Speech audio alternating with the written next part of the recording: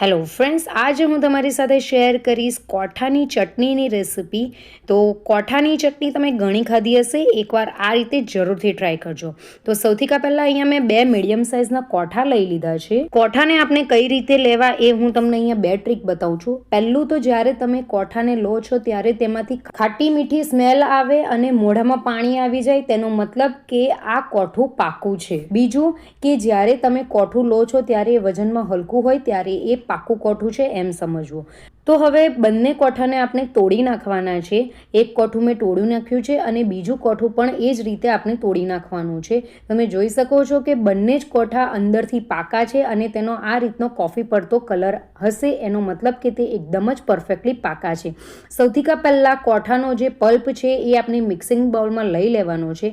અહીંયા તમે કોઠાને મિક્સર જારની અંદર પણ ચટણી બનાવી શકો છો, પણ એની અંદર જે બિયાનો ભાગ આવે છે તેનો ક્રંચ ખૂબ જ સારો આવે છે, એટલે એ આખા બિયા જ્યારે મોઢામાં આવે ત્યારે ખૂબ જ સારો લાગે છે. એટલે અહીંયા હું મિક્સિંગ બાઉલમાં લઈ લઉં છું. તો એની અંદર આપણે મીઠું, શેકેલો જીરાનો પાવડર, કાશ્મીરી લાલ મરચું અને 1 કપ જેટલો દેશી ગોળ સમારીને લઈ લેવાનો છે. તમે દેશી ગોળની જગ્યાએ કોલ્હાપુરી ગોળ પણ લઈ શકો છો. હવે આ બધું આપણે બરાબર મિક્સ કરી દેવાનું છે.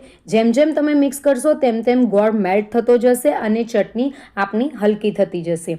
તમે આ ચટણીને મિક્સર જારમાં પણ બનાવી શકો છો. તો તીખી, ચટપટી અને ખાવામાં મજા પડી જાય તેવી તમને કોઠાની ચટણીની રેસિપી કેવી લાગી એ જરૂરથી મને કમેન્ટ કરીને કહેજો. રેસિપીને લાઇક, શેર અને કમેન્ટ કરજો અને ચેનલ પર નવા હોય તો ચેનલને જરૂરથી સબસ્ક્રાઈબ કરજો. મળીએ એક નવી રેસિપી સાથે. Bye, enjoy.